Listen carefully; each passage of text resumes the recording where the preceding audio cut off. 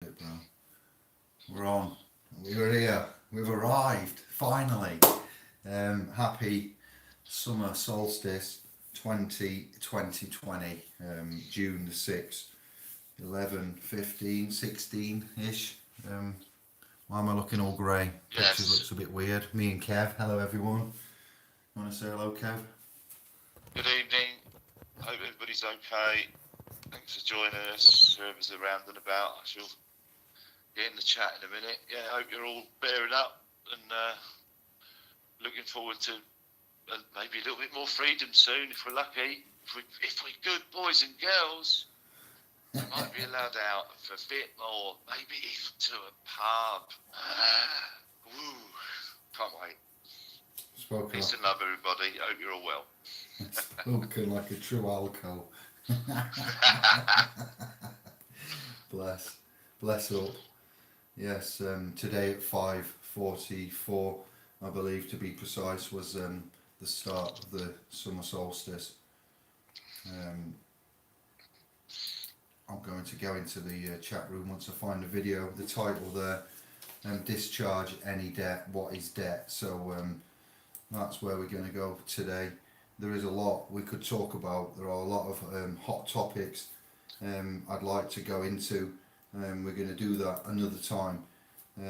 We have had a bit of a break. The channel's been quiet because of fatigue, busyness, and madness of life. I'd say the universe has indeed challenged I, as it challenges you, each and one of us. I am on my own pathway and journey, and somewhat, tired after the initial return back to, you know, the war outside. Is it warfare, may I say? So, apologies for the Slavery. distance, but we are here to talk about something constructive. Um, what we'll go into is the mechanics of money, debt, as we envisage the next few months. There will be a lot of initiates, scribes, scholars, family members, man's in debt. I'll go into it with the holiday payment. The creditors. When I heard the radio, the wireless say to me, we'll say hello to the room once I've had time to pick up the notification. So stand by. We'll say that the radio was talking about how this holiday payment period has shocked some debtors, and what's happened is they've opted for a 3-month payment holiday. And holiday, holy day, you've got your connotations of the church and state mixed in. When we say the church and state are mixed in, this is a business transaction terminology, payments, fiscal, finance. And you've got a holy day, a holiday being brought in by the creditors.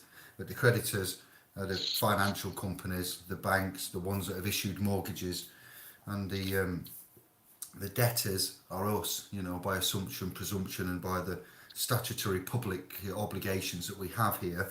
So without the status correction, so I'm like in the first sentence, and I heard the creditors are offering payment holidays to the ones with mortgages and debts. The debtors, us, and I was like, what? This is all wrong. They're not the creditors. We're not the debtors, and a holiday is from the church. This is nothing to do with. If the only time I remember the character Jesus there getting angry, he was depicted in that good book there as something with the money changers. I believe the word was he kicked out the money changers from the temples. So if they're one of the only times where the Son of God gets pissed off is when he finds the dirty usurpation of the money changers in the temples, and he gets, so feel the vibration there. That's where I was kind of at, and I thought this man proceeded to inform that to the ones that have accepted the holiday period, their dismay, they thought that the holiday payment period meant that there was no payment for 3 months, and then when you got back on your feet in 3 months, the payment started as there was before. At the end of the term, it's now, say 25 years have finished, it's now 25 years and the 3 months. No, that missed payment for 3 months has been decided to be made up before the full year ends. So if you have an April to April tax base year, and money-based year, and then you go off in June or March, sorry, and you have March, April, May off, and then you start paying in June. In June, you need to pay the combined amount missed in them 3 months from June, because you've got June, July, August, September, October, November, December, January, February, March, April. So by March, you need to have paid it off, which is probably 9 months, 10 months to go. So it's not very fair. Ones are going to be pushed into corners, benefits issues, DWP agent issues, departments of the country's on its ass. We'll say literally, Brexit's looming all the time, so we're going to have major decisions made. We're going to have media playing, and as always, Joe Public, I'll use this term with love but loosely, is what you are, is what we are. If we haven't notified them of certain things, we're going to get left for the lions, the lambs to the lions, or to the slaughter. So it's important that we go through money, and when we say money, we say that loosely, because we know there are credits. Money is created by a bank and it's printed, or money is created on a computer by a bank and it's lent in credit creation. So you'd search Professor Richard Werner for one independent source and study of money that you would find external to YouTube and to ourselves. I'm not promoting him, but he's done work and he's been on RT Renegade Inc. explaining about money.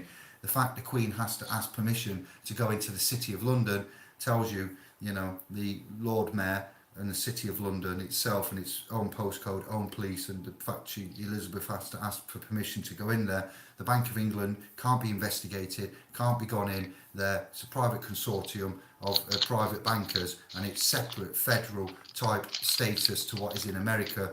Look at when the Fed was invented in the 1900s. Look at the bills of exchange, which is the fundamental mechanics, the rules, the regulatory mechanism, the bills of exchange, to what manages money in the England and Wales, because it's not United Kingdom. I know you're going to be able to flip out there, but look, it's the England and Wales. You'd look at Lord Denning, and a quote from Lord Denning about promissory notes and how they're to be treated as cash. All right, so cash, credits, money. There's three areas that you need to pin as well as what I've said there. Kev, do you want to say anything, brother? I'll let you speak. As usual, not a lot for me to really expand on there. Well, as we go on, I will. Yeah. But well covered. Yeah, lots of different angles, and again, language they use is, charges, etc., as we were just discussing. So, yes, it's a little minefield out there, this stuff, but you have options. Yeah, you got the Chapter 11 bankruptcy to look at, the 1931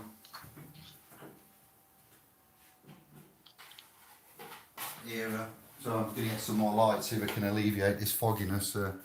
It's annoying me if it isn't annoying you. I've seemed to have got like a 1930s film effect going off. I don't know what's happened, so I'm adding some more light. Yeah, Chapter 11 bankruptcy is something to look at, isn't it? The gold insolvency, that it's something like this in the historical timelines as well. What happened? Go on, yeah. Go on, bro. 1931, when gold standard was removed. That's really important.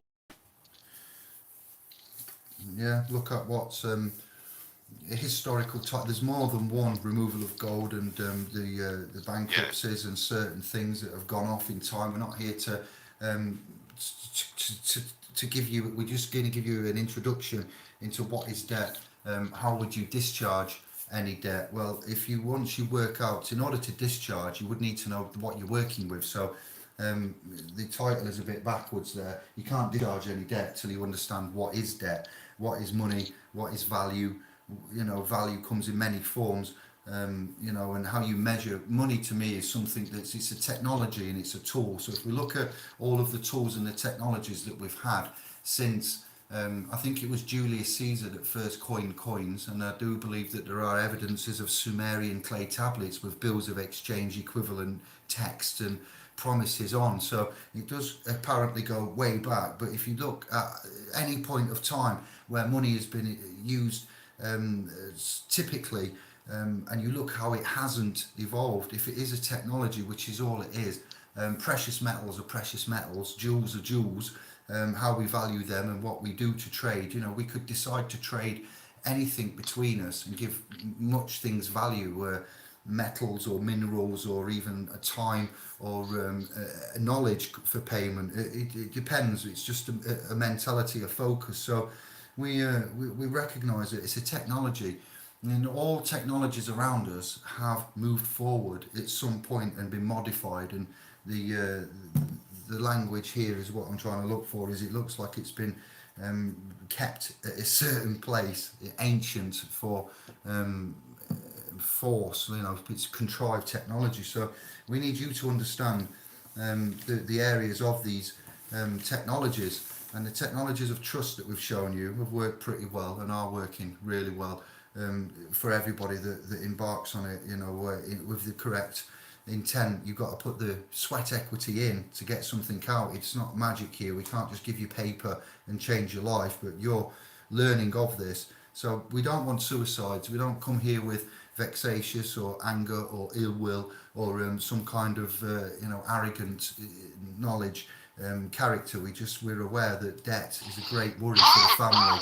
Debt leads to anger, leads to hate, leads to the dark side, which is drink, drugs, depression, tablets, and then eventually worse things. So we've all worried about debt, and when you get educated in the realm of monetary mechanics and history and churches and chattel and bills and bonds and there's charges, debts, credit, statements, energy, equity. It's all the same thing, contracts in a way, but there is much value in the trust that we have and what we do and how we do it. There isn't much value in that paper that anybody can get and print pretty pictures on and put numbers on and then assign a monetary value to. Money allows us to get an object and say that object is X amount of, and it gives objects a value which we can all understand, a value of. But when it comes to these bills that we get, charges, and government charges, fines, fees, forfeits, obligations, these are generally coming from the public. They're a public side of the area that we live where there are obligations to pay. You can choose to be that public entity, or that's your data self, to paraphrase, or you can choose to that the mister, the one that's on the paper, the account holder. You can choose to be, or you can choose to be conditionally accepting that document for value and following a process which we've learned, which would discharge the charges. Because when we've looked at that instrument, we find, a notice, a statement, bills, they come with certain key clues to them as to what they are, and you automatically think there on that gyro slip we have to pay that debt. But you see the pound sign. What would the pound sign represent in time of bankruptcy? And remember, rivers and waters and the banks that hold the rivers in. When we talk about boat people and ships, it always has an undercurrent of the currency, the water and currency. It's highly prevalent that you get this bit as well, that when we want the others that are learning this for the first time, when we talk about maritime and admiralty and boat people and water, it's a real and prevalent thing. They were on the Phoenicia, and after that battle and so forth, they went to Venice and formed Venetia, and Phoenicians, phonetics. It's a long lineage of control through this credit system and energy. So there's more to say in money, but I want to say that the reason why we are anxious about depression and we want to try and help counsel fear and anxiety and debt and spread the knowledge is because there's a language that is the most important of all ages that we've come across, and it's the language of you, of self. And if you spend your whole life worrying, you're going to affect yourself and have a shit state of health, and you're going to affect others around you. If you know and realize who you are, what you are, and how you think affects your body and everything around you, then that language is a silent language. and it's a quantum-based language where you interact with a field 24 hours a day, and that field is a responsive, invisible, quantum-related, energetic field. It's linked to your heart, your brain, and probably a bit of your soul, and those three are working all the time, and your vibratory level with that matrix affects your daily life, but more so it affects your health inside, your mental state. So you can quickly change your mental state, because I'll give you an example. For those that travel, and you travel a bit fast, whenever you're travelling around in your iron horsey and you see that there's a jam job, a police car, the old bill, the dibble, the 50, the fuzz, the feds, and what happens to your heart? You're not automatically, it will increase. And this is for 90% of you. I won't say all, but for me, it's, you see it and you're like, oh no, what's happening here? And you anticipate. It's not fear so much. It's the game, and you know that you might have to do some talking here. So there's like with the money and the mechanics and the language with the red letters and the way that they design it, it's like a work of art sometimes when you look at these things, and the way that they've made it stand out, and there's lots of rules to the grammar used on that we'll give you later, but the charges can be discharged, and there are in the bills of exchange, which is for England only. There are bills, various bills for other continents you can put in, and we can speak about as well. Uniform Commercial Code. We're looking for anybody who's an expert on UCC or any channel that you know of that have UCC knowledge. We need a link for that, just to explore. But the discharging is required. Ignorance won't fix it.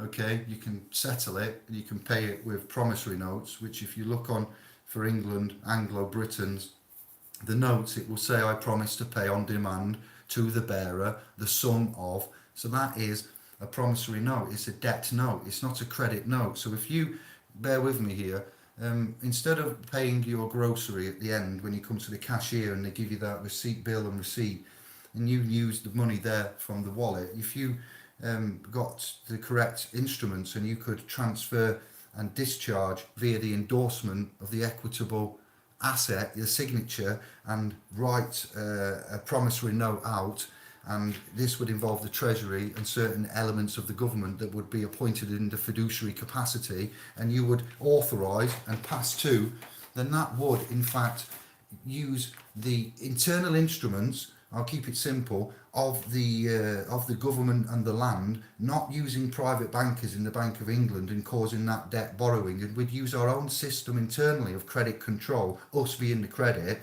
and we'd instruct the government instead of listening to the government and the government giving us and us doing that, because we've forgotten who we are and what we are, when we are, what we speak, and all of this contrived, bondage, debt, negative equity, madness, constructed relationships. Then we've ended up creating a need for this external printing of money to come in, for them to borrow from them at a rate to give to our government to use to us, for us to borrow to pay taxes and interest. It just seems a bit complicated and a bit contrived when you think about that setup, whereas if we was to just transfer and discharge and pay without the notes in our wallet and the coins, then we would lower the national debt. So it would be a different way, and it would be an honourable way. But because we use the public notes, you see, that transfer and discharge is not for the public.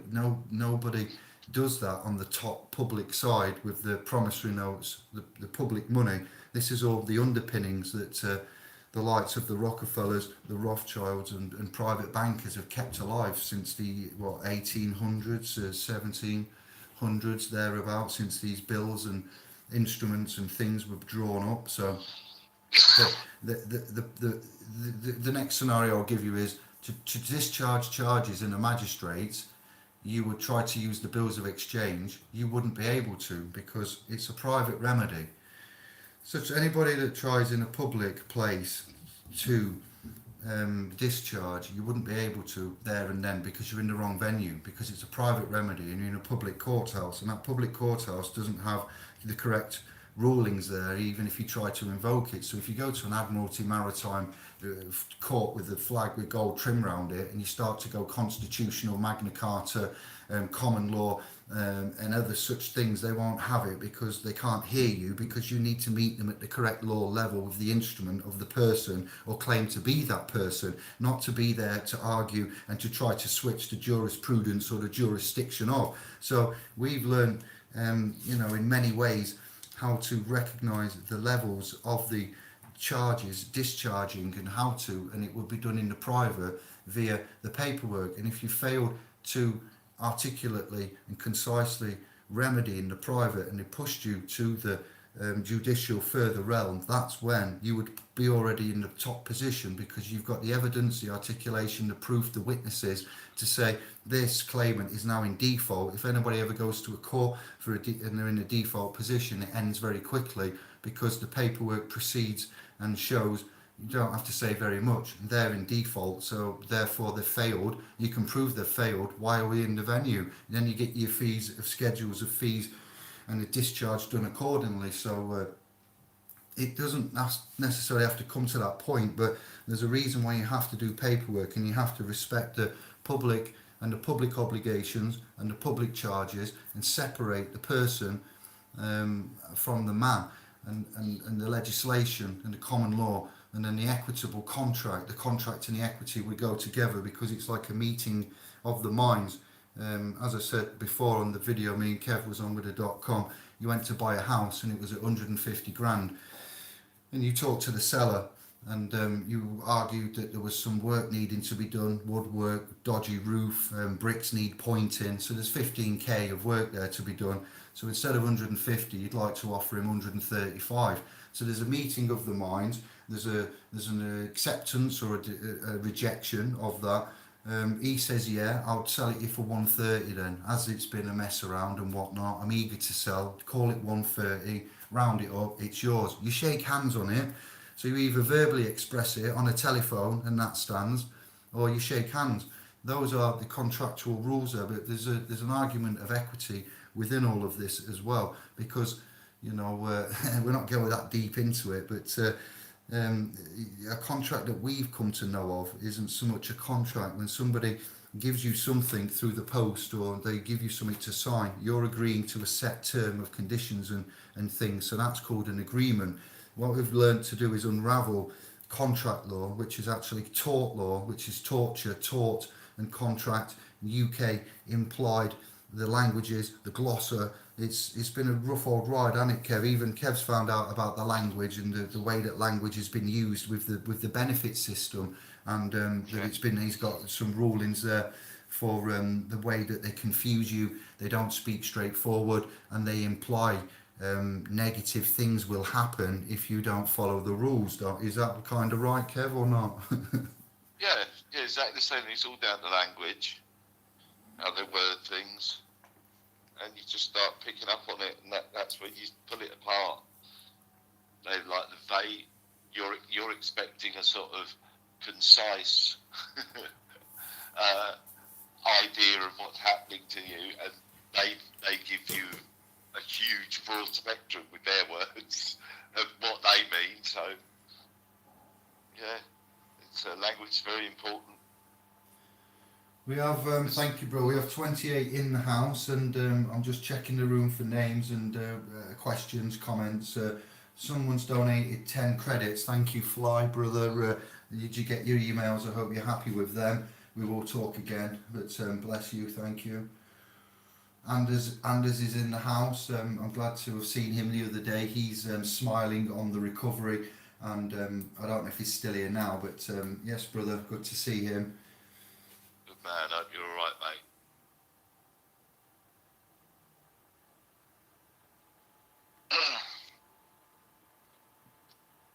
Right, discharging bills of exchange. Yes, familiarise yourself with the BOE. Yep, you need to know about signatures and autographs and how you endorse that, adding value. You need to look at accepted for value, various things about accepting for value. Transfer and discharge are two other words I'd look at. Via endorsement, you endorse it with the equitable asset. You know, the instrument would be the certificate, the paper-based format, the debtor dead side, the birth certificate. Let's keep rolling. We are all banks. Yeah, we're all walking central banks. I'd like to add to that, brother. Yeah. Snafu says hello to everyone from Bonnie, Scotland. How do from Glasgow is immediately underneath.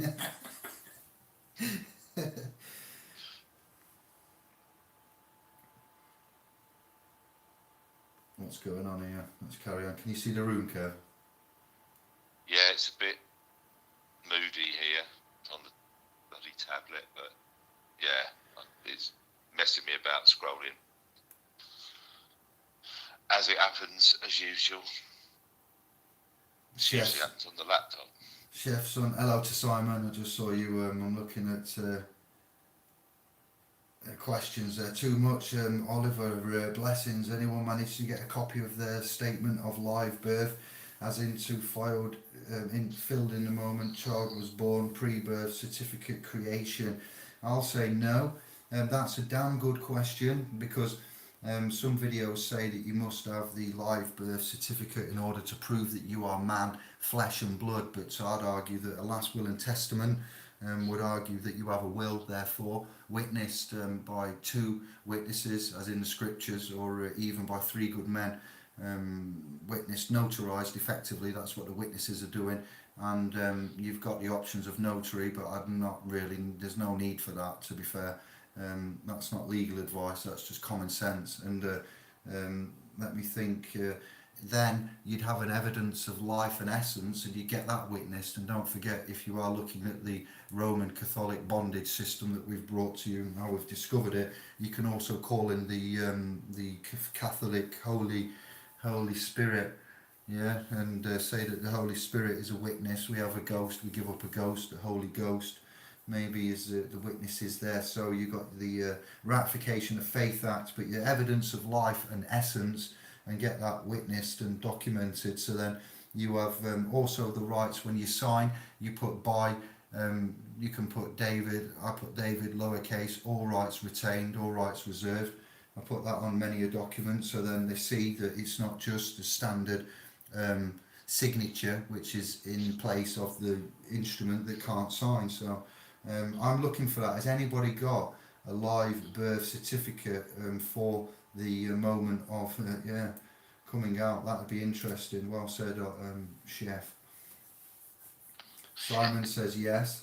In the UK, it's a bit more difficult to find, but now when there are births happening in the wards of the state, the hospitals, they are coming out with printed A4 sheets saying live birth certificate.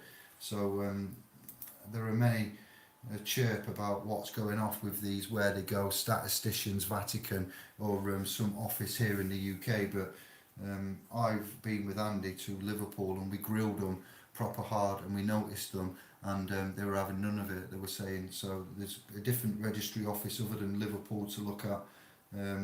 I looked at the land registry.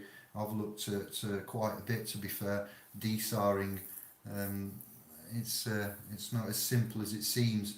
There may be hidden offices, or it may be that we've not looked in the right places. And Jamie also says about debt being like a battery discharging. Discharge, it doesn't pay. Discharges its energy. It's all the flow, its energy, bang on. Lord's Prayer, please forgive us our debts. Yeah. He's on fire tonight. Well said. Sins and debts and sinners and debtors. Jesus died, yes, for our debts. Allegedly. Here we go. Mother's records, it's retained up to 25 years after birth of last child, says Simon. That's how we got that. Well spotted, Jamie.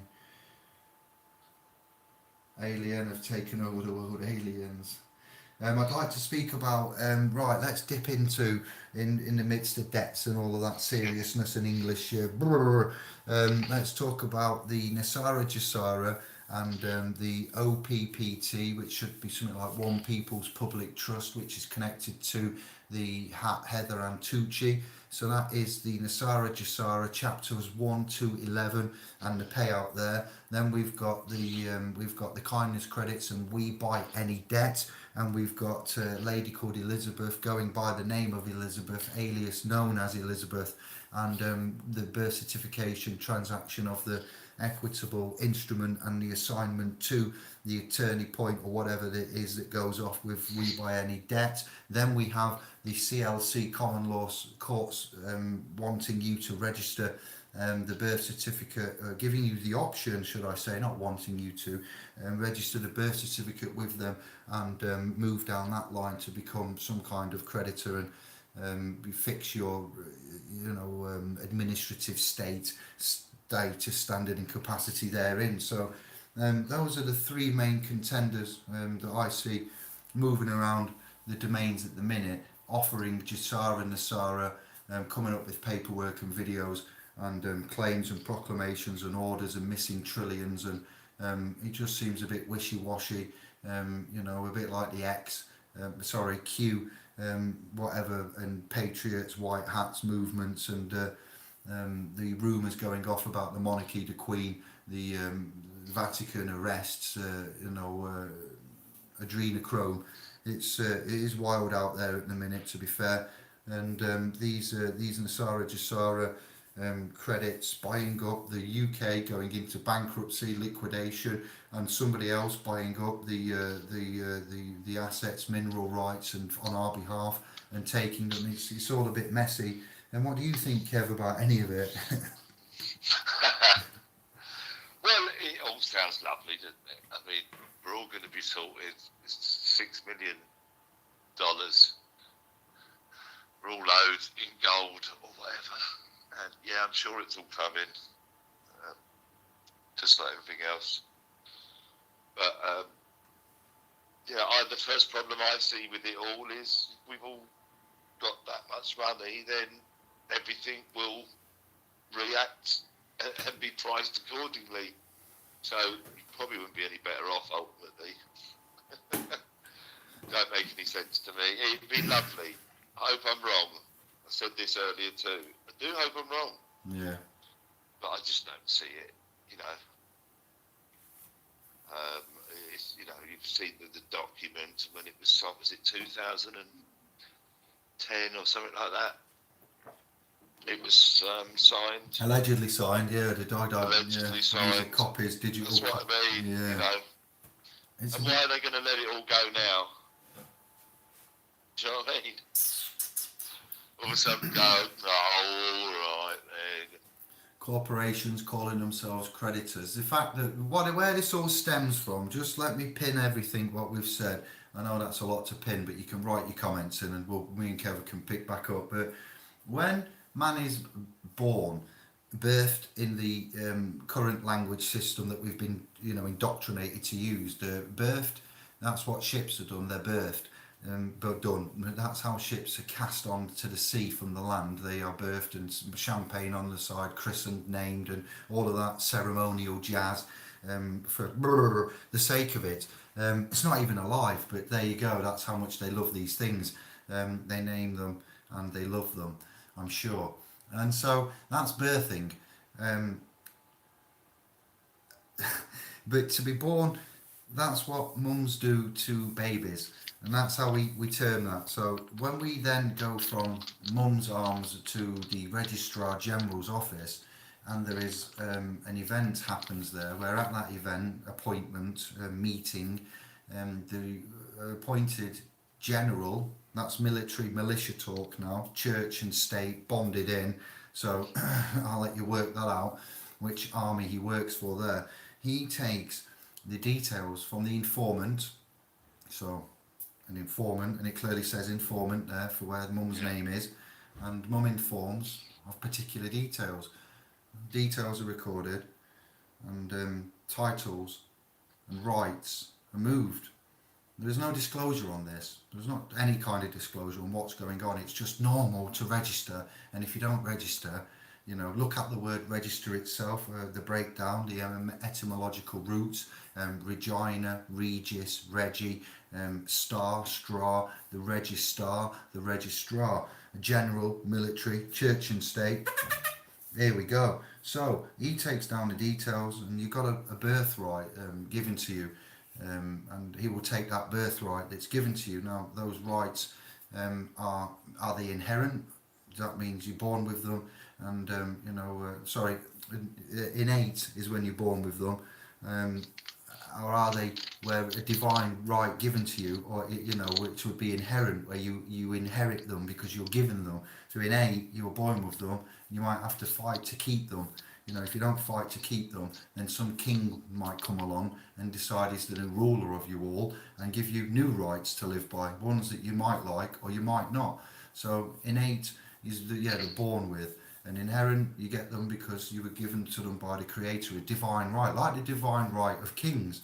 So these are written because none of us were there, but it says in the New Testament, which we've worked out was doctored by Romans and pagans and so forth. So we go to the Old Testament, and the Old Testament, and in there's still the angry, vengeful God and these rules and these rights and what was given. Trusts are in there, the Genesis story and the fig leaf and the breach of the trust there. So there's the rebirth of Jesus, the second coming, the man, the Christ-like consciousness. And also in that office, because these stories have many translations, mum and dad, informant, event, birthright, biblical, all mixed in here, church and state. So that's why handed over, titles moved, pair that rents, trustee title to mum and dad.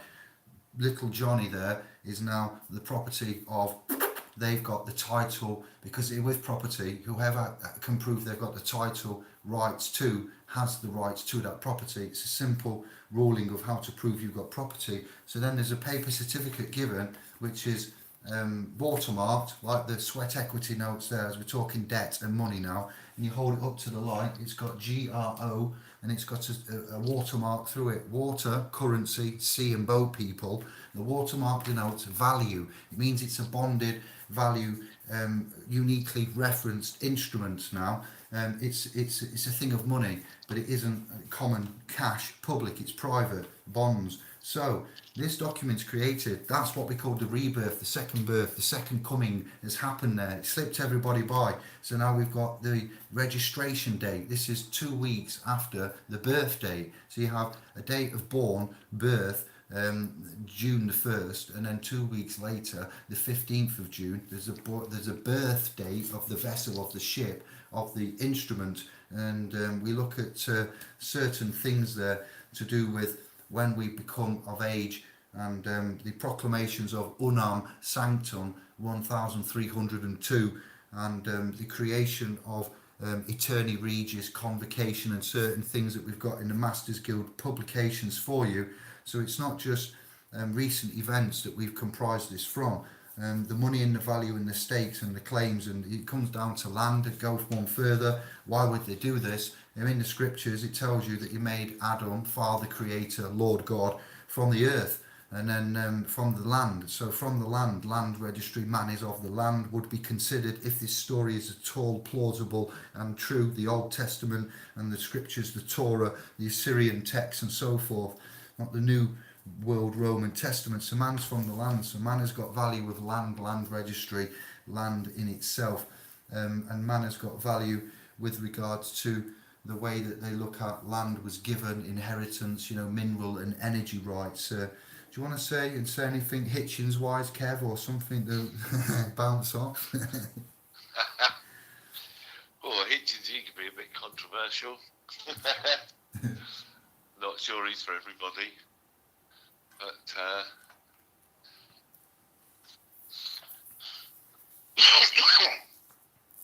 excuse me. Or in the room, have you seen any comments in the room? Or I see Quinn's in. I'll say hello to Quinn. Yeah, I see Quinn. All right, Quinn. How we doing?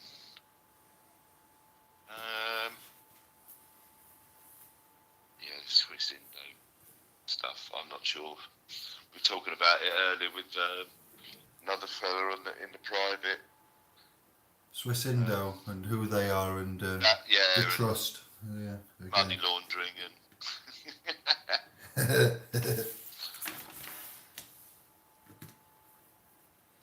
When I saw chapters 1 to 11, I was like, triple one's back.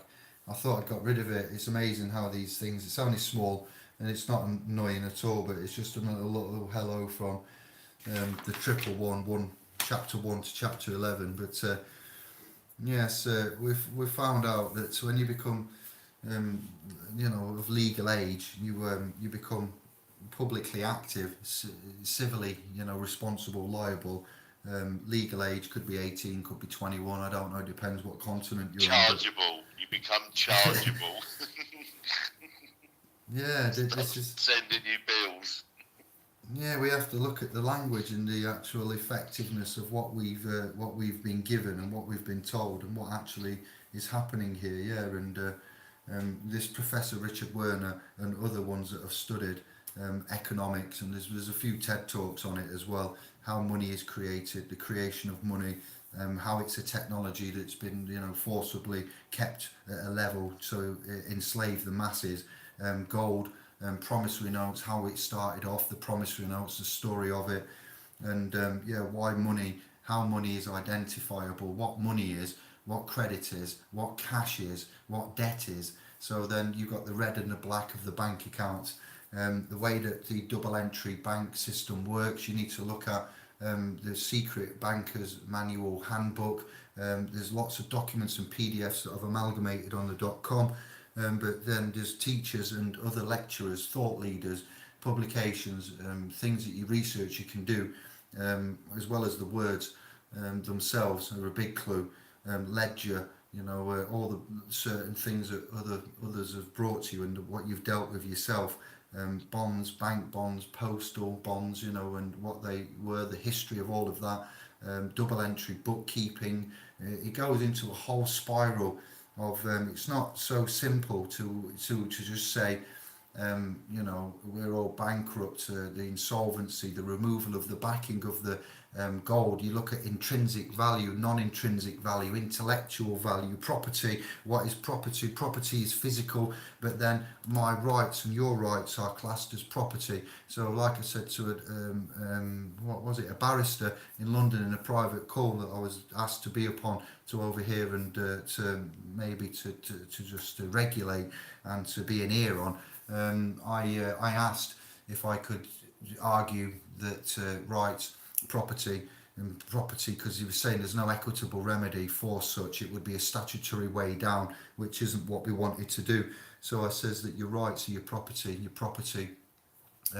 If it's then your rights are abused, it would be comparable to your property. If I've disrespected somebody's rights, and rights are given to you, and they are yours, and anything you possess and you own and you carry about you is yours, is sacred to you. So anybody abusing that, taking it from you against your consent, without the contract and agreement, is an equitable thing. So therefore you've got damaged. If you've been damaged, then you've got damaged property. So therefore it's a tierage way of looking at it, and you would then argue that you would get some remedy for the damages to your property through the ignorance of your rights, and property and protection of that. It comes in many ways.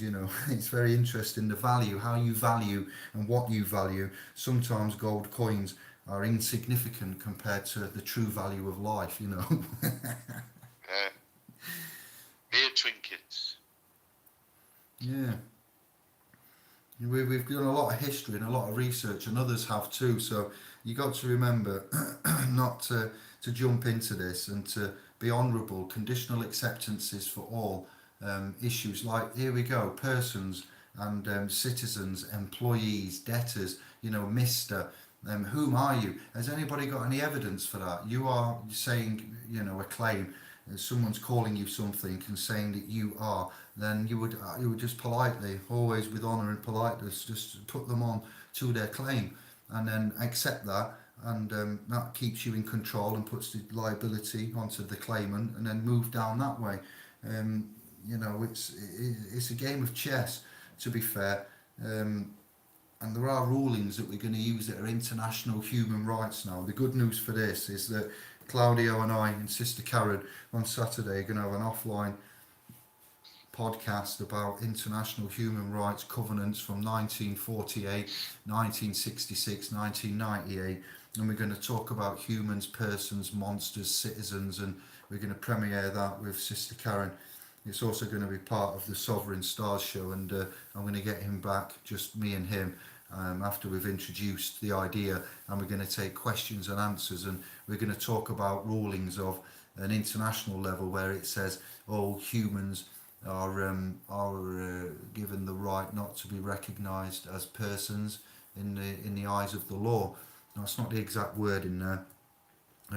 Useful wordings that where we've got all humans are afforded the right of persons, and there's other key bits in there that this man has worked on for us. He's done it especially for our line of interest. So we've got what we'd call an international Magna Carta coming up. We're not using the Carta at all, but what I'm saying is it's equivalent. So whatever country landmass you're on, instead of us having to articulate words and courts and positions and offices and secretaries and generals and everything like that, what we can do is deliberate a generic one cap fits all, because we'll expand on this later on. I'm just letting you know that these days are coming to an end. We may have been quiet and not online and a bit scatty, but there are lots going off all the time.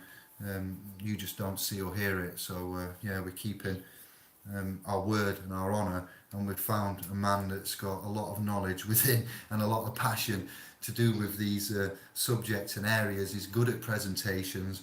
He's got pictures, cards, diagrams.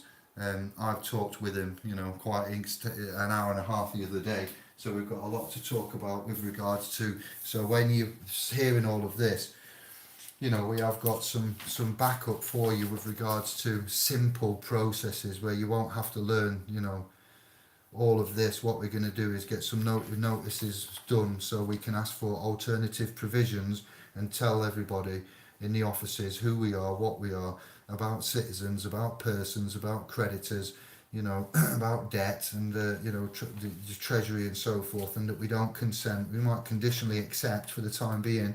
We're not sheep, we're not flock, we're not chattel. We are honourable, loving, sentient.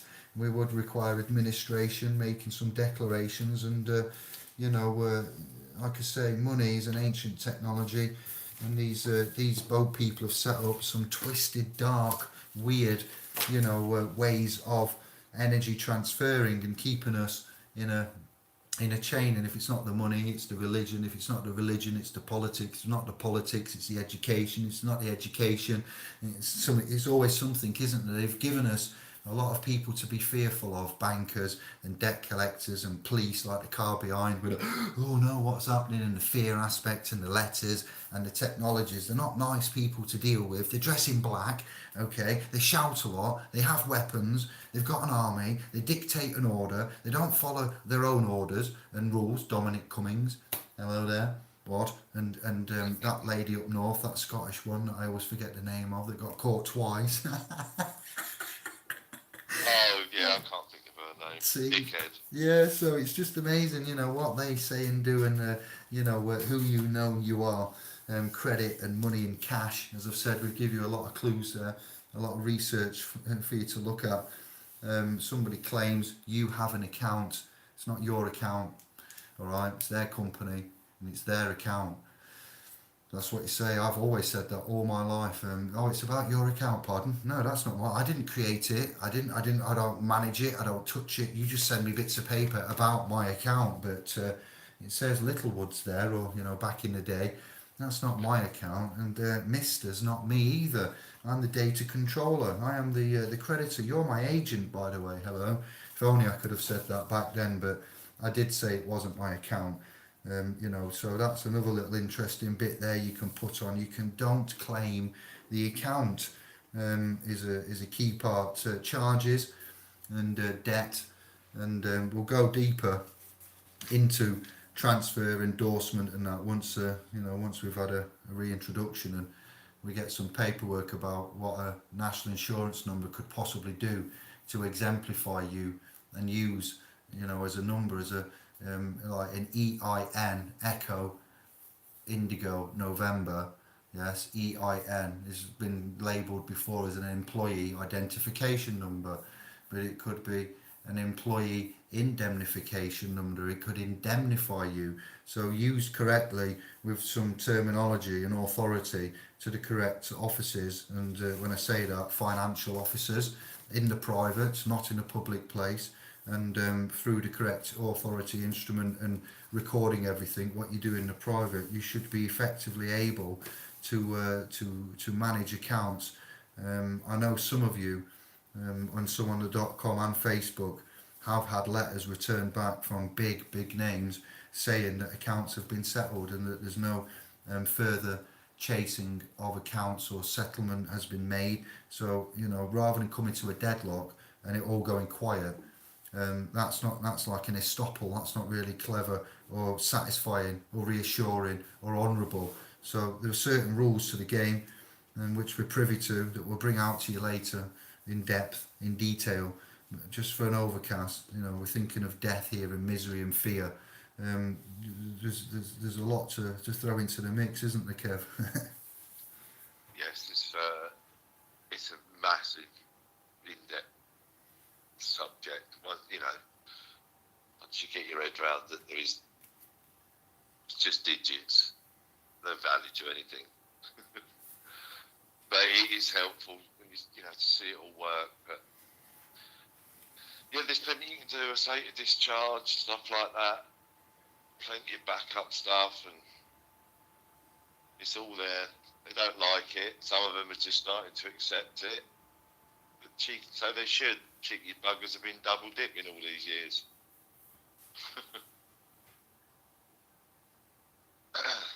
Yeah, Moon Eye, money. We've got the room chatting here about. There's some nice comments. Thank you for the comments, room, and scribes. Posh Paul, a cusset number about the alphanumeric code that identifies a security for the purposes of facilitating clearing and settlement of trades. That's not very posh. That's quite articulate, Paul, is what I'd say. Thank you very much. Yes, Cusip. Sure, I said it wrong.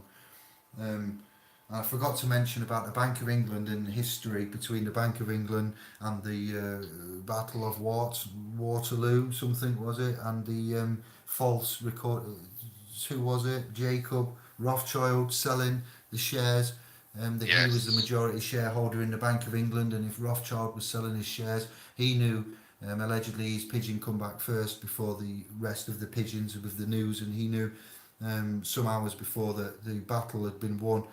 Wellington, Waterloo, don't quote me, I think. And then so he sold his shares, but his advisors went, but we've won. And he said, I know, but everyone will think we've lost. And they'll sell their shares, they'll crash, I'll buy them all.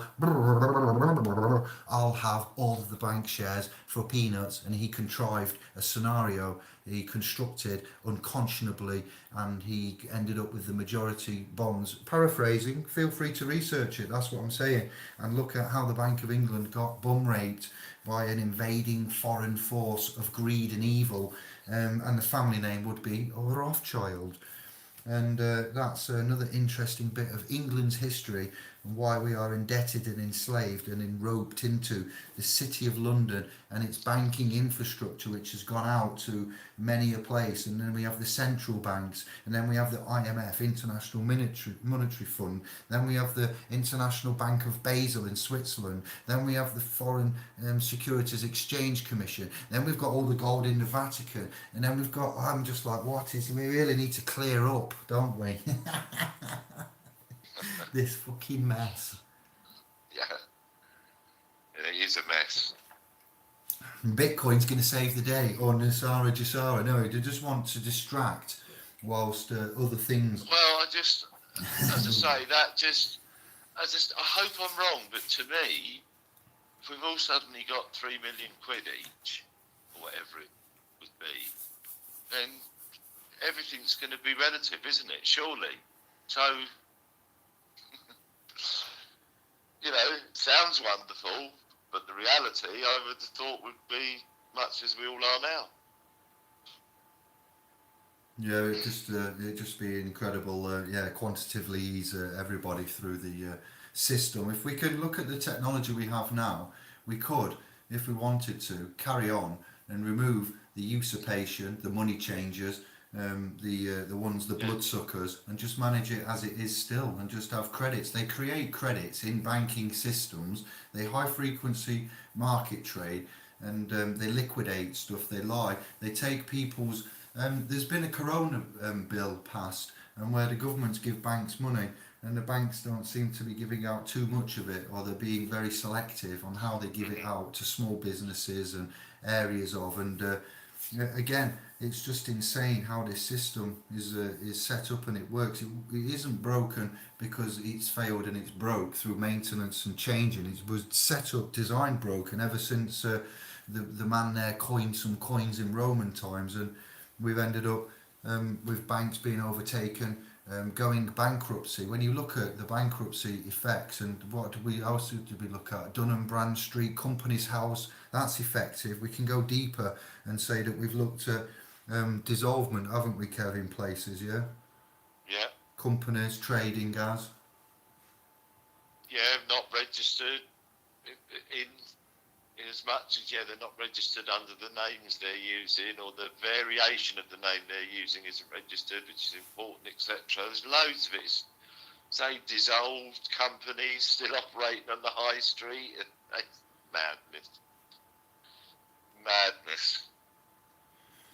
Did you get charged anything? Can you get a piece of paper with charges on it? You'd look to discharge it. And if it's financial, I'd say that the best way to consider doing that would be to accept it for value. It's a bit like the conditional acceptance in, but it's not conditional acceptance in a civil or a criminal charge thereabouts, where you would, or even not always just for that, but a conditional acceptance is when somebody makes a claim upon thee, not just an officer, constable, civil infraction, criminal. It could be that one person that you know, someone in the street, a friend, whatever, a company, makes a financial claim normally, and those are carried out with an obligation, a public obligation for you. It's sometimes called a controversy, and you need to look at managing that. It will not go away.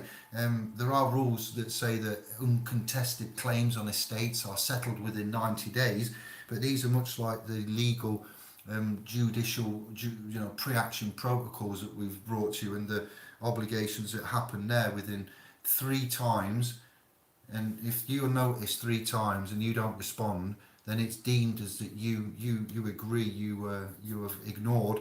And I know these aren't the correct rules, and I know there's mitigating circumstances, and it's not contract, it's not correct, it's not great, but their system has these rules. So all these are played upon your person, your instrument. So we don't really need to change the rules, or we don't really need to try and fix the system. What we've worked out we can do is we can tell this message and get this information out to others that can then work out that they have a data self, like the advert says, and like we've been bringing you with the instruments and the person, the language, the etymology, and there's man. And man cannot be filed, like at the registration there with the General Registrar's Office, and the creation of the second coming of man, and the birth of the person. So a person is born, man is man, person is person. So we separate simply, and we have an established database, we have an international treaty to go with this, and we make some noise about this shit, and we say, us lot here have got the knowledge, and we know we man are going to abide by these, and we can promise not to be X, Y, and Z. We have persons, as in, and wait for Claudio to come, all of these human rights, and when I say all of them, I mean all of them. And and we pick out the relevant points, and we put that into a concise notice, honourably, conscionably, with the correct intent, and then we give them out, and we let them to be downloaded and shared, whatever, and not to be profited from. And we all collect together, and like the companies do, where they have a chain of companies, X is connected to Y, an umbrella, we'll start having umbrellas of communities and splintering off as such, being independent, self-governing, and controllers of credit. Because, hear me out, if we're all in debt and we're all bankrupt and there is no money, then that creates a mass problem, doesn't it? Because how would you live? How would you go on? You would need the alternative provisions for. So rather than using a bank account and the common public cash you'd require some private remedy, some private access to and transfer and endorse and discharge and whatever, and get your equitable relief. So with regards to the contracts and the obligations, so that's all we'd simply be asking for. And when we can prove this in such a way with regards to what we've put in this video and this chat, then you know that there is no debt, and that money and cash and credit are different, and values, as we've explained, and you know, the way that this whole system works, then that should save a bit of messing around. And we conditionally accept. We have a 3-letter conditional acceptance process that we work for when we say the accepted for value, like we do with PCNs, penalty charge notifications, or taxes and things, don't we, Kev? We've done a lot of notices where we accept stuff, and we put the ominous back on the claimants, and we've used the persons as well. Yeah. Say it all depends. You can use your instrumentation to your advantage. You know, once you're under the understanding it's not you, there are situations that you can easily do that. It's not a problem. Step in the realm. Let your bit of paper go and step in that realm, and use that legislation and regulations and everything else on for its journey. Just separate yourself from it. You're the one that's put in the blood, sweat and tears, and that's your paperwork you need to access your entitlements, etc. Not just in that situation, but yeah, that's what it is. So use it as such. So say with it's a good insurance the right clause. about. Sorry, mate. It's a good insurance clause. If somebody says you're the person, you're the mister, you're the fiction, you're the entity, you're the data self, then you'd ask them if they got proof of that. What proof would you be basing that on, please? Well, now you can pull that treaty thing we were just talking about. Look, it says right here. Well, I have a right not to be one. But from our yeah, you're right. But from our discovery, because we've gone and we've dug and we've seen in the description for humans, persons, man, you know, what we found in the etymological Black's Law 4 before number 5, after 5 it gets watered down and, you know, changed and just goes crazy. So like for 5 or below, 4, 3, and you look at these persons, and when we found the Latin, we found the language of the church and the language of the law. That's when we found the church and the state had done a deal. So when you got Latin and English courtroom law and dictionary definitions, persona, personam, and we mingled in with that. We found out that they do have a twisted little way of labelling us and putting us, especially in the public. Their maxims are rather disgusting and disturbing, all right? When we found out, we're talking the maxims of law. If anybody would like to back me up or write some in that disturb you, or go and find on a duck search the English maxims of law. Look at the 12, the presumption, I don't know if there is 12, it might be, the presumptions of the courtroom. What are the presumptions? And those are dirty as well. Then you regarded as chattel, sheep, flock, shepherding, chief of staff, military style again. It's all encoded in there for you. The second coming, Jesus and the second coming at the registry office with the paper and the birth of the ship. He's been and he's gone and you missed him. And we're all sat here praying, waiting for something like Nasara Jasara, when it's going to take our consciousness, cha-ching, penny drop, evolution, remove that fig leaf, back to the naked trust. Sorry, but we're going to have to get naked again, fam. Moonlight, dancing in the moonlight. So, I just wanted to get that in there. I've kind of lost my thread getting naked, but there's a lot you can find out through your own research and discovery.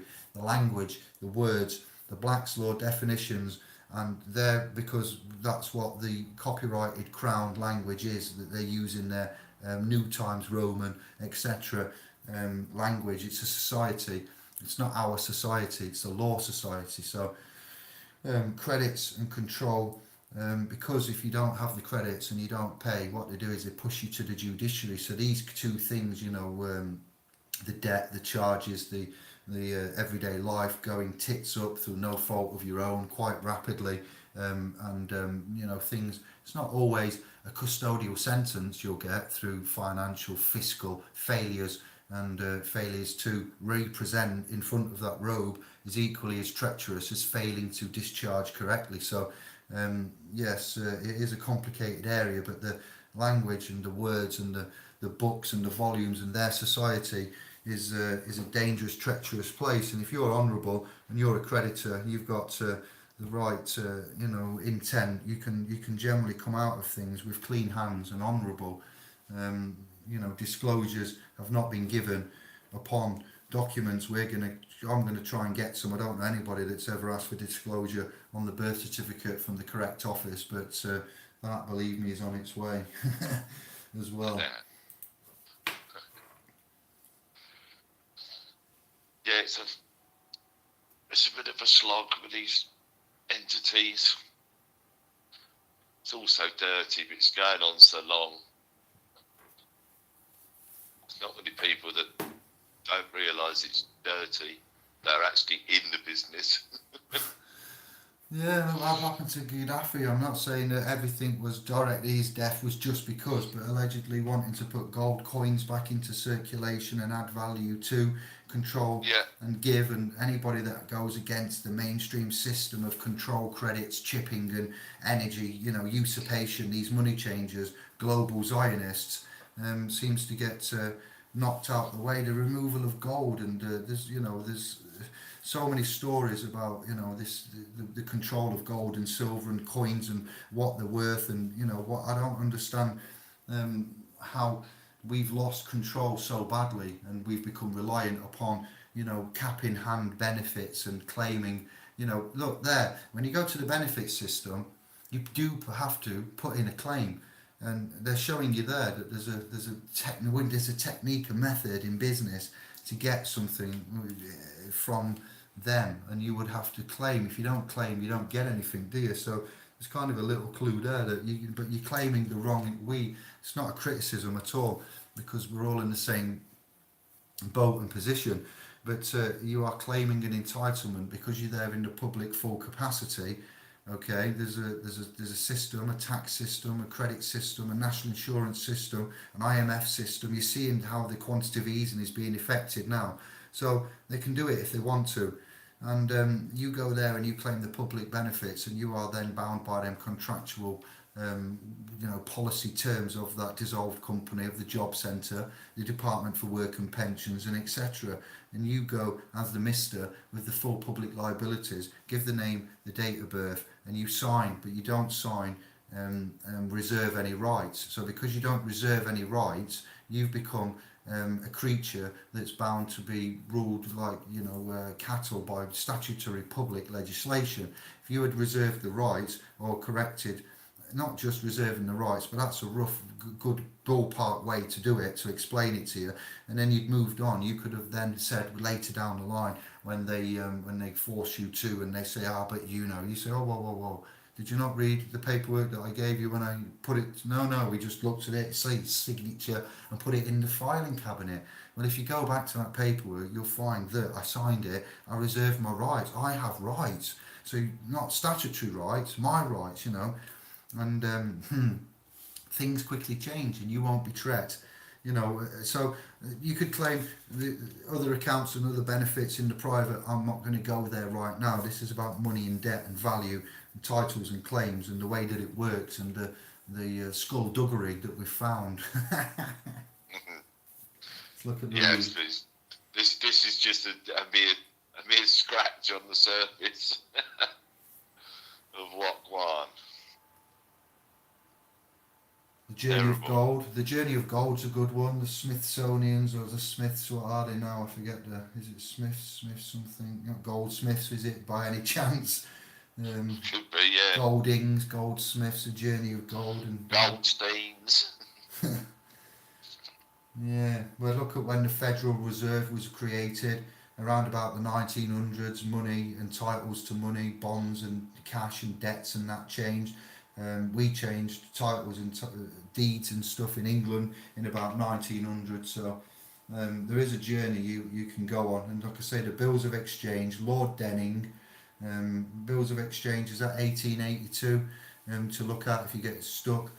Lord Denning, you'll find a video on this channel and on a few other channels I've noticed, and I've searched for Lord Denning's quote, and look who Lord Denning is, look where he worked, and I'm not going to tell you everything, but we've got more evidences and proofs of claim for you later on. But the fundamental basics is this realm we're in with the credits and the value and the money. I think it's coming to the point where all persons are considered attached to the national debt via the governance of the constitutions. Now we have different constitutions. We have a banking constitution, and we have I'd argue it's not lawful, but we have a social agreement constitution, which we call law. Lawful constitution, and the constitutional rights, the Bill of Rights, the independence. And in America, I think it might be Amendment 14 to your constitution, and it will have in there somewhere the amendment to attachment of persons via the national debt.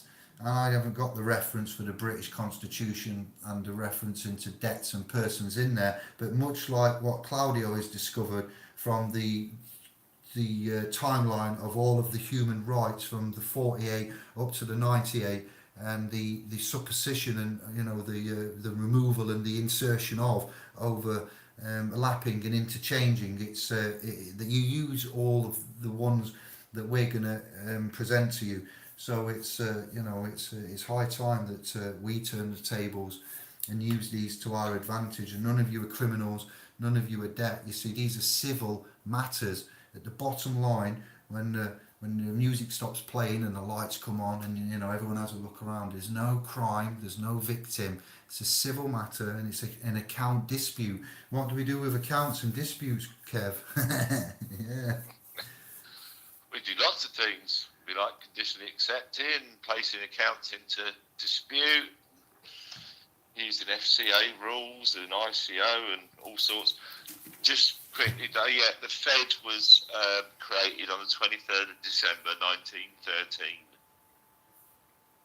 Oh, thank you. Yes, early 1900s. Yeah, we had a changing in history of English transactions, titles and deeds and rights. I've put some stuff on the .com when I found a year or so ago. I was looking at the Adjudicator Act and equity and things of equity coming around in the 1600s, and it was about then.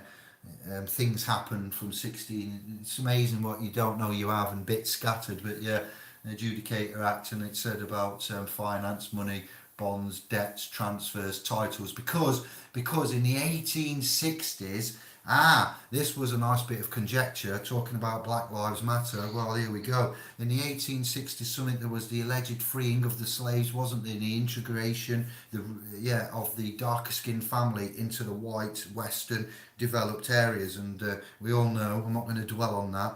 I'm just going to say I'm sorry for all of that fucking shit. But that wasn't us. We're here. We can only control now. That's what we recognise. So they had the darker skinned family moving in, and they didn't want them coming in and lording it and taking up and finding out. God forbid they find out who they are, what they are, and the rights. We've got the Moorish in America proclaiming they are. I'm not arguing. I'm saying they are proclaiming they are the heirs to the world's biggest estate, and they've put their mark and their stamp. And the Moorish. I've spoken to a couple of them, and I find them intriguing, loving, honourable.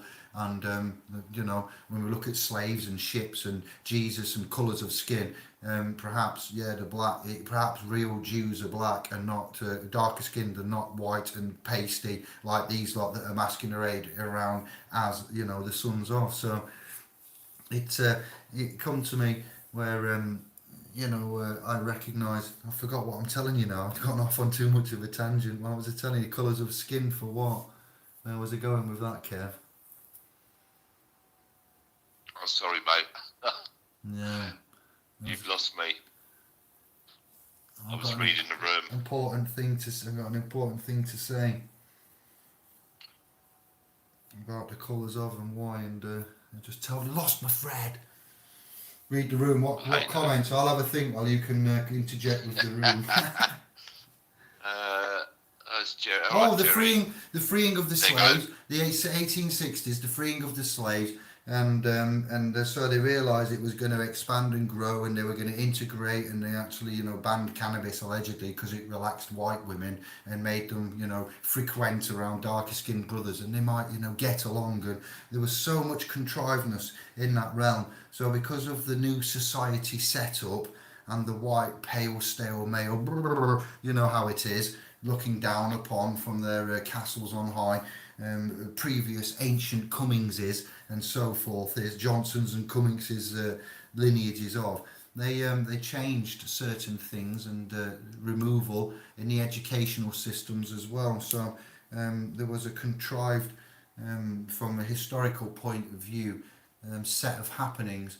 As things happened elsewhere, certain other things happened, and it just makes you wonder, money and banks and rights and what they did to the darker skinned family when they were released, we'll say, but they weren't, because we're all still slaves now, as we've come to find, but debt slaves, work slaves, many sex slaves. Oh, I remember the days, music, whatever it is, slaves of time. Some of us, you wear a watch, you're a slave of time. So they were treated like shit. There's lots of stories, horrific stories and famous stories I'm not going to get into now, but yeah, that's why I was on about the darker skinned family and the money and the rights, and it coincided with the ending of slavery and the integration of, and it's just commentary that went on too long, sorry. But these are the people that are still in control now, and they did shit like that. Do you think they've got any better? Yeah, they're going to give us all $6 million each, didn't they? Of course they are. Fucking hell. Excuse me, French. All history. It's a bit like that Hitchens thing about the 100,000 years and then the 2,000 years. I'll let you say that after this, but it's like all history. It's been horrific, bloodshed, slaughter, massacre, Christians, lions, taking, gloating, heads on spikes, and all of a sudden it's all finished and changed. Everybody's nice. I've said a spell, I've done my rain dance, and I've changed them all. They've all had a lovely change of heart. They found Jesus, everyone. They found Jesus. Yeah, that's it, yeah. All suddenly, they've seen the error of their ways. They give it all up and release the peasants into luxury. Of course they are. The contents of the Vatican and the alleged skins and blood and bulla papilles and everything and bones, and that in itself makes me sick, let alone pretending to eat the body of Christ and drinking the blood. Healthy. Nice. Debts. Has it been past your eyes? Could you recite that 2,098,000 year 100,000 interjection of that was a good one. Thank you, bro. Christopher Hitchens says he says it in several different speeches, but there's one in particular where he makes this point, and Richard Dawkins is actually Professor Richard Dawkins is actually in the audience, and he says to him, Professor Dawkins, how long do you think, humans as we are now, sort of, in this line have been on the planet? He says, I should think about 250,000 years. And then Hitchens quotes somebody else who says it's, about 100,000 years. So he said, right, all I need for this part, I'll take the 100,000. That's all I need, 100,000 years. So he said, you've got to imagine that for the first 98,000 years, heaven sat around while there was murders and civilizations being destroyed and etc. What are you going to do? Oh, look, there goes another one. What you get? Oh, look, they're poisoning the neighbour's well because they think they've cursed them for this, and they're going to kill all the unborn. And then all of a sudden, 98,000 years ago, heaven goes, I think we're going to have to step in now. And we're going to have to stop all this. And I'll tell you what we'll do. We'll make a sacrifice of a man in Bronze Age Palestine to prove the point that here we are. It's just a crazy premise. But really well put. I do like getting influenced by a bit of Christopher Hitchens. You may pick up here and there quite a lot of influentials that I'm looking at the minute, but he just happened to turn up bang at the right time, and like I say, yeah, that's brilliant. That the way that this story has been, there's evidences, there is clear archaeological finds and evidences that we've been here a long time, a lot longer than 5,000 years, man on the realm. And so, yeah, 100,000 years is more than sufficient time to prove that religion, this Catholic story, Christian, we've got the Torah before that. Before Yeah, that, there's other scriptures and the stories of the scriptures, these Roman Catholic scriptures in, the ones way back before. So Hitchens has picked up upon some key information there, and I like the way he intellectually and respectfully ridicules, with honour and integrity. It's very, very hard, I would say, to perfect a way to smoothly and honourably, destroy, yeah, dismantle everything gently around you. it's like, yeah, it's amazing. It really is. So if you haven't watched Christopher Hitchens and you want to just have a little different look, outlook, then have a look, and see what you think. I'm just going to Yeah, skim the he's room. very. It's a shame we lost him a few years ago, but just one of those people that I got introduced to, and just gave me some immediate sort of answers to stuff where you sort of over the years been a little bit backwards and forwards. So he was a massive influence to my views now on religion, etc. So he's not for everybody. Makes some very good points though. But yeah, if you like that type of thing,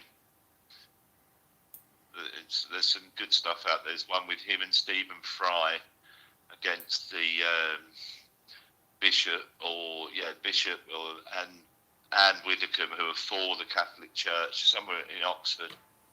It's a couple of hours long, but it's really, if you can get through the bits when the church are fighting their corner. But Stephen Fry and Hitchens are incredible. And the place is just full of nuns and priests as well, which when you watch it, it's a big audience, but when you watch it and you hear what Hitchens and that are saying, I mean, I'm surprised some of them didn't, because they're a bit fragile, get up and leave, because they don't put any punches. But very interesting, but yeah, you'll learn lots of new words with Mr. Hitchens. Talent. I learned talent, and a talent is about 75 pounds in weight. I'm like, talent's it's from some weird thing that, I picked up on a random chat that was having a watch of a YouTube, and I was looking in comments about talents and what a talent is, and weird. This is Simon's comment. It's called the Strawman DWP Chartered Vessel Trust, dated your 16th birthday. And then he's put in another comment, national insurance number equals insurance bond. You are the underwriter. A revocation of underwritings voids the bond. I do like the way you talk dirty to us, Simon. Apply for a UTR. That will be a unique taxpayer reference number. He's not put that, but I'll do the alphabet letter dyslexic abbreviation translation for us all. Yeah, UTR. Confirm that, please, Simon. Apply for a UTR. Consider. None of this is legal or CQV Treasury Direct advice, but I'm picking up upon my tiny beady mince pies here, are trained to find these amongst the. Apply for a UTR number for the trust DWP chartered vessel. No more benefits. As we look at that, wouldn't it be lovely if we just accidentally stumbled upon the Nasara Jasara of Briton? Thank you, Simon. I might have to ring you tomorrow, my good man. This is a surprise, my oh my. In June. Alright, if you have got that and you've got that, a chartered vessel, we'll be searching that later. What's the bet in these comments are disappearing after the cast? That's why I'm reading them out. Okay. I'm currently using my NI number to pay bills. They have not sent my promissory note or bill of exchange back, but they continue to send bills. Need help to get this done correctly, from Brother Tom. So you're using the NI number to pay bills. You can't pay bills. It's transfer by endorsement, and you need to look at the actual specifics and mechanics of contract. There would be 6 or 8 positions there that you need to familiarise yourself, depending on what lecturer, thought leader, books, videos you look at, reference in there. But accepted for value, returned for value. I've not done it successfully myself. I'm in a unique position that I can't explain on live on the chats, but I have done privately. This is one thing I am not able to say I have under my belt or I've done successfully. I don't know if Kev is. I have discharged in a magistrates and charges other ways, but not discharged using the NI. I've got the quest for the CEST KV and other things going off, and that is the laws of the rules, and you're looking there, like I say, the bills of exchange. You've said they have not sent my promissory note or bill of exchange back, but the bills of exchange of 1882 is the mechanics that govern the finances, the money, the promissory notes, the cash, the credits, all of this. So promissory notes are to be treated as cash. Lord Denning quote there. Lord Denning quote, that's what you need there. Yeah, out of context, but research that, and then you just familiarise yourself and look at the text and the endorsement. We'll be back with another cast with specific language for you to use and to what to write, how to write it, and instructions to give them. If you don't instruct them and authorise, if you just send in stuff to them and you're not giving them instruction, authority or anything as an agent, and you're just hoping that they're going to know what to do with it, then I'd argue that would maybe need some instruction and authority from with the endorsement and the valuation that you do, the consideration, all of that complete, sending it back. Keep that copies private. If they fail to do that, when it comes later down the line, you can show that they're in default. If they're in default, you're going to win anyway, so don't sweat it too much. But remember, it's all private. It shouldn't come out in the public. Most of the stuff I've done for people and got rid of has just been basically on the lines of, who are you? Prove, third party stuff, show us the debt, prove it, blah, blah, blah, and manage to get rid of them like that. I've done a lot of stuff for people over the years. I don't think there's anybody come back to me, said I would come back again. Mostly it just shoots them off, they just don't chase after anything. But I've heard no more, whether they've then gone to put a CCJ against somebody or anybody, but, anything like that. So, but they're easily removed too, once you understand the mechanics of it all. Yeah. Quite obviously, because,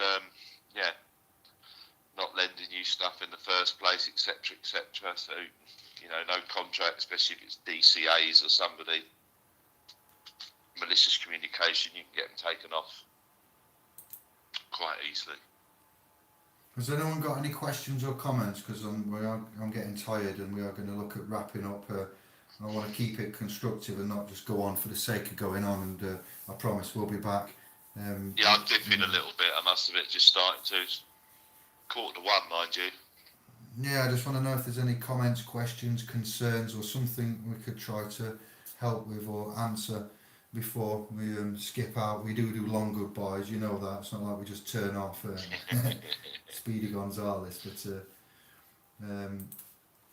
we didn't do a long goodbye earlier though, did we?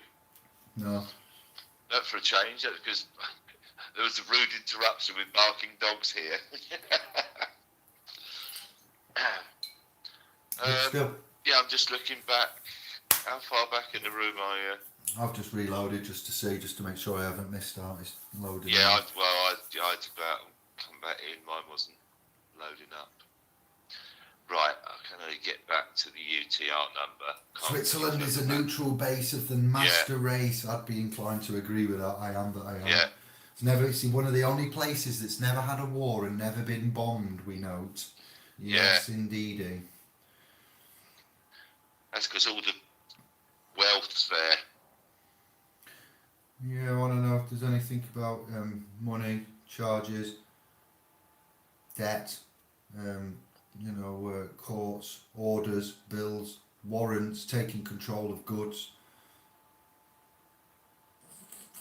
Jerry's in the house. I've seen Jerry there. I saw Menza. Hello. Yeah, I did say that, Jerry, and I've just seen his response. Chico in the house. Mr. Mensa. I am that I am. Cleveland. Can we say something about promissory notes? Yes. Because we're all bankrupt, because the United Kingdom, God Lord, the bank masquerading as a country known as the United Kingdom is bankrupt. Not we, we're rich beyond our wildest dreams. Don't ever think you're bankrupt. But the entity based, the fiction there is based, Mr. John Smith, Mr. David, Mr. I am that I am, is the birth certificate. That is the instrument that is basically worth. It's like an insurance policy. That's not you. Okay, you grow up, you come into the world, and you find out that you've got to earn money. You think that money is money, and that money is money, and that's it, and that it's a credit type thing, but it's not, because we're all bankrupt as a nation, as a landmass, as a country. So therefore, the government have got no gold. It's a long journey, but there was at one point a way of getting gold or silver. Backing of the fiat money currency. Fiat it is, FIAT, and the fiat currency that we use now used to be backed by silver, and you'd get the weight of silver depending on the note you gave in. That backing from the money has been taken, and then there's been no then the private banks lend. This is about promissory notes, trust me. When the private banks then wanted to re-lend money, England went, well, we've given you all the silver and we haven't really got much else kicking around. And they're like, well, we can't lend you money. This is the Bank of England, by the way, not an international bank. And the private bankers, the bank that can't be investigated. And they're like, well, we're friends, aren't we? You trust us. We're good for it. No, I'm afraid we're going to need some collateral, some security. It's called security, all right?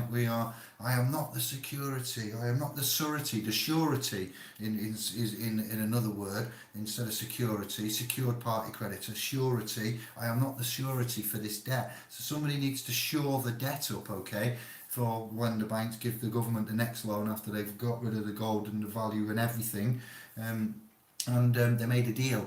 And these bonded certificates here were part of the deal. And what we do is we pay taxes like good little rendering to Caesar slaves. We pay lots of income related based taxes, income tax, bedroom tax, fat tax, PCNs, council tax, every kind of tax, value added tax, savings tax, inheritance. Don't get me on the tax tip, man, not at this time. So you get where I'm coming from. They went, all right, I'll tell you what then. So you want to register, you want to wager the people against the national debts to us. And they're like, yeah, they're going to earn shitloads. We're going to tax them asses. So they get the money, they made the deal, and we got turned into bars of gold. Now, because they're all bankrupt and it's not backed by anything like it was previously with the silver, it's no longer what we call having a thing of value, which is intrinsic. So with the removal of the backing, it lost its intrinsic value. Don't quote me, this is not financial advice. It is 10 to 1 on a Saturday night, a man in his kitchen. So this Sunday morning. shit, yeah. This is on the long goodbye. This is now worthless paper, is it not? But it has a number on it that identifies it here and here, so we can see that it belongs to something. And it says now, I promise to pay. In God we trust. I'm talking about Britain. And it's, what do you mean you promise to pay?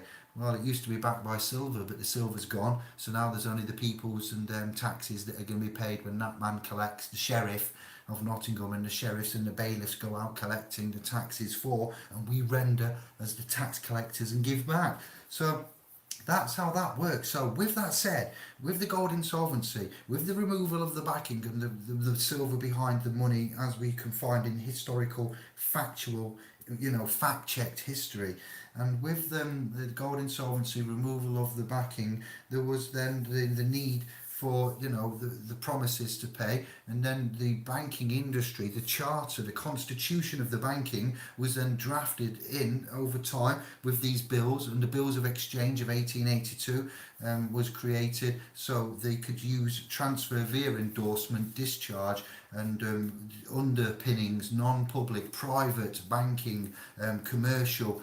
There's your line, and there's us on the top being slaves, and these are the banks underneath. Like when you go to the hospital, and the hospital take your national insurance number for your person, your date of the birth for the person, and the person's surname, and then they will give service. But there's no payment required because it's a system, and it gets paid a different way, of which you don't see. So those are the treasury type routing things that are going off, which is a form of credit. It's not paper based; it's all digital numbers and accounts. You have a paper based currency system. You have a digital system, so you can't really have a digital promissory note. You can't really, buy a promissory note from anywhere. You would have to draft a promissory note and know the governing regulations of which to enforce it, and the realm and the jurisdiction. And the fact that all that history mounts up means that there are only man's promises to pay. That's all we can give. I can only promise to pay, because we are all bankrupt, and that's provable. Is that not right, Kevin? Yeah, absolutely. Fact. Absolute fact. Easily checkable. All there. Not even hidden, people. Right, it's right there. Well, that's not too exclusive or anything, but that was a rough history journey, Ryan and how. And I want to say to Quinn, I need some quantum. I did text you, I believe, Quinn. I need some quantum. We want some quantum directions out of this. Comments for UCC, knowledgeable mans, experts, channels, works, references, studies, publications, anything to do with UCC that tells us if it's and how it works, where it works, its jurisdiction. Is it just for commerce in America and that's it, and then it works in courts as a regulatory financial system, their payment system? Does it work as a governance of law system as well? I'd like some clarification on UCC. That was one thing I wanted to say before we went as well. Yeah, there's a lot of, I think we've never had it rebutted. Never anybody asked what the hell it is in quite a while, a few years. So, and I still say could well be a misdirection. We know what they're like. Could be misinformation. But I still stand by the fact that the United Kingdom, which is where all the business is taking place, and we know is the City of London, so that's offshore anyway. Yeah. Foreign cities, yes. Yeah. It's that's offshore, foreign entity as their jurisdiction. So if the UK is floated on the SEC, which is a fact, yeah, then I would say that UCC is applicable. And I've got some DUNS numbers, did we not find, for the UK and entities and Parliament, corporations, Boris, Pretty, all of those DUNS. We got about 30 DUNS numbers, let alone Companies House. Yeah. So, that's what I mean. You're dealing with those entities that are registered there. You've got the UPU, which is all across the realm internationally. You've got and UCC's definitely tied in with that. Yeah. Absolutely, 100%. So postal regulatory. I'm not saying I'm 100% right, but if you think once you know the mechanics and who's registered where, and what the city is. So it's actually offshore. It's not counted as England. So I agree that possibly UCC may not be applicable in England, Wales, Scotland, and Northern Ireland. But everything's done UK, isn't it? So I'm not saying I'm right. It just would make sense as we're floated on the SEC that there would be UCC, and I wouldn't, as I say, obfuscation of information is not unheard of, is it? No, and the fact that banks, post offices now have become banks, you know, they've got cards and machines, Yeah. and they pay out hundreds of thousands of pounds a day in benefits and access to. Look at all of the way that the post office has transformed. It's, you know, who used to be. There's a good story of the post office, how it started out, and who used to go around defending it, and what defence. You know, when they had some systems go. They had some systems go haywire. I forget the name of the system, the computer system, and they all got accused of robbing quite a lot of money. And that was an intricate storyline that they brought to us. And he brought out the post office journey and the regulatory authority, and it was really interesting to hear olden days, you know, evolution of, and brigades that used to protect, and the crimes and what used to get charged with, and you know, the seriousness of money going missing from the post office is like you've stolen shit from the Queen, in essence. And I know it's been privatised and whatever now, but these Trojan systems or whatever they were called didn't match up with what was in the till, and it was an actual computer error, and without investigation, Software error, wasn't it? yeah, that was horrendous what happened there. So the codes and the things that regulate, let me just put you to like this then, the codes that regulate the post office alone on these lands rendered those postmasters, and you speak about being a postmaster general, those postmasters there were hauled over the coals, arrested, charged, and basically, I think there was a story, what they were saying was a pregnant lady was locked up on it, and she was releasing her story saying we were all innocent, nobody stole shit, the computer system went haywire, but because the post office has got such harsh strict militia and resources, they all got scooped up and they all got lined up to say, you're guilty, tell us where it is. There was no doubting that it was another thing that had happened. They were all deemed guilty, basically interrogated, and a pregnant lady was allegedly locked up. That's what power we're talking there. I was shocked by that. People went to prison, people lost everything, marriages, the lot. People put themselves in hundreds of thousands of pounds worth of debts on credit cards and that, to try and make the payments up and all sorts, and it was all down to the software. But they gave them no mercy. They were in prison, say lots of lives ruined, your reputation ruined, all over a software glitch. Unbelievable.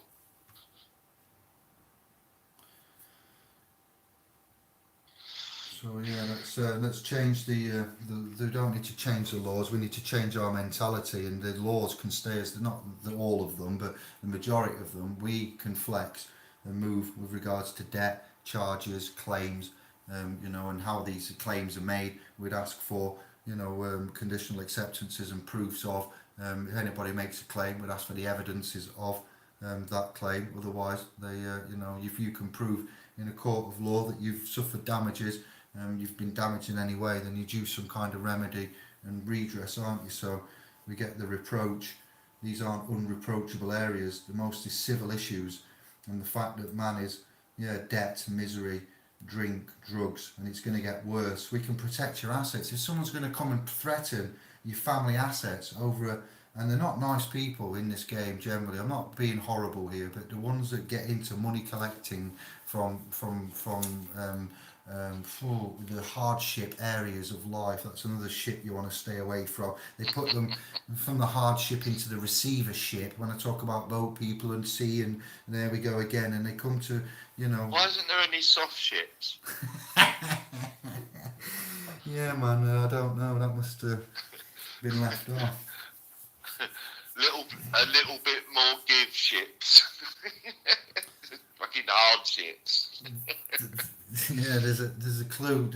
There's a reason why the rich, I don't call them the elite, but the ones, the hoi polloi, the small percent there that own the majority of the world's wealth. There's a interesting reason why they don't ever own anything, because ownership, that's a dangerous boat to be on, ownership, because if you have the title right to that ownership, then that is your property. It can be classified as being in danger, as an asset to you. So if you then change the rights that you have to property, and remember when we say that all of the the most strongest way at law to prove property is your title rights to it.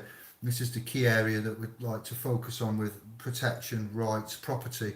And if you don't own that property of the ownership, but you are the beneficiary of it instead, then that changes everything. And that's what we've learned from elsewhere. These aren't our rules or our technologies or our proceedings, but we've learned, haven't we, Kev, that ownership can be futile and beneficiary use of instead could protect, and it's easily done, all right, as well. So if anybody comes threatening and saying of your preciouses, you have a biological estate, you have a physical estate, we can protect both of those estates through these technologies, can't we? Yes, indeed. Well, Roy's just put a comment in there. He said, London is the only land, we are in the sea, question mark. Well, no, London is offshore. England is land. The United Kingdom is the city of London, just a square mile. But that is a foreign, it's not classed as, in England, it's classed as a foreign offshore entity. Hence the Queen having to ask to go into the city of London, etc. It's not classed as, so we are on the land, us in England and Scotland and Wales and Northern Ireland, we are physically on the land, but the trick is we all live in the United Kingdom, which is that little jurisdiction in London. That's the trick. But yeah, they want us to all believe we're on the seas of commerce and we're drowning in their waters, and that is what will happen if you get into their waters. Guarantee it every time. Yeah, well, sir, thank you. Yeah. The server's just gone, sorry, I just got to refresh the room again. Now the server, well, I've just got to retry. We've got UCC is not applicable in UK, Ireland, Canada, Australia, New Zealand. They have PPSR in New Zealand, and Australia don't use it. So can I ask you, Simon, what about the judicial realm? Is UCC a language that you could use in the judicial realm? Is my one question that I need to explore. Thank you for that commercial interjection on it, though. And there's somebody there with their threepence in. Stuart says NHS private since 1972. What are you saying, Sam? Yeah. Well, look at it all now. Everybody think, they're selling it off. All the hospitals are trusts, okay? Everything's a trust. It's already sold. Been a long time sold. They're probably just selling it again.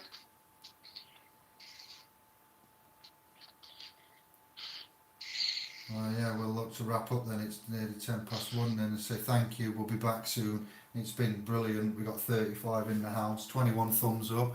Not bad for a 3-week break. Thanks, everybody. Yeah, sorry about the break. Just, been a bit mad.